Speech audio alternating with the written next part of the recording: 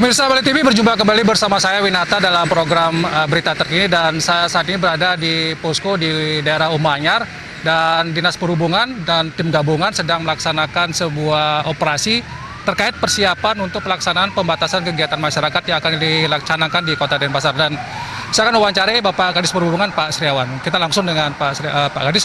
Pak Kadis, ini hari ini sedang dilakukan apa? Apakah semacam simulasi atau sudah mempraktekkan apa yang akan dilaksanakan nanti dalam pembatasan kegiatan masyarakat di Kota Denpasar? Ya. Hari ini bukan simulasi, tapi ini adalah rangkaian daripada pos perbatasan kita yang sudah terintegrasi dengan rekan-rekan TNI, Polri, yang sudah kita awali mulai tanggal 24 April kemarin.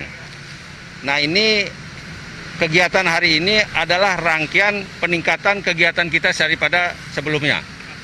Yang tadinya kita hanya melakukan informasi tentang wajib masker, PHBS, dan seterusnya bagi warga yang masuk Kota Denpasar.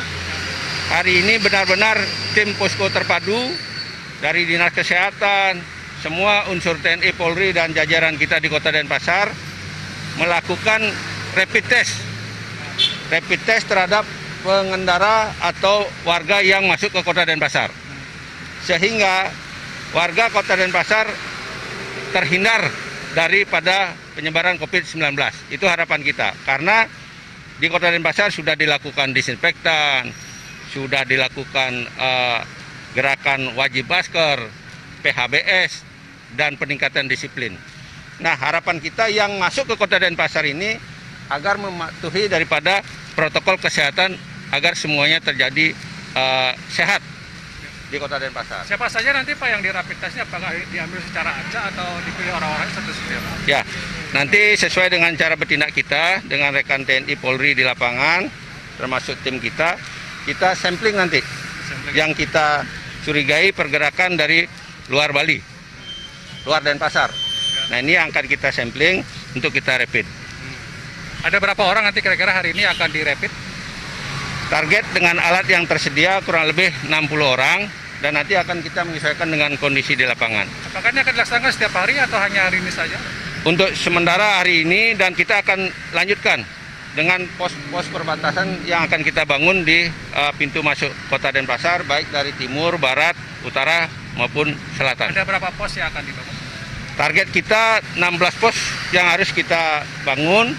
Nanti kita menyesuaikan, karena ini kita sinergikan juga dengan Satgas Desa Lurah yang sudah ada di lingkungan Kota Denpasar. Jadi pos perbatasan induk ini bersinergi dengan pos-pos yang ada dibangun di kecamatan, di lurah, maupun desa adat kita. Pak, apakah ini ada kaitannya dengan pelaksanaan pembatasan kegiatan masyarakat yang sedang dirancang oleh kota? Ya, tentunya jelas. Ini adalah terintegrasi. Jadi pos yang terintegrasi dengan rencana pembatasan kegiatan masyarakat di Kota Denpasar. Artinya apa? Pos ini adalah pengendalian daripada transportasi.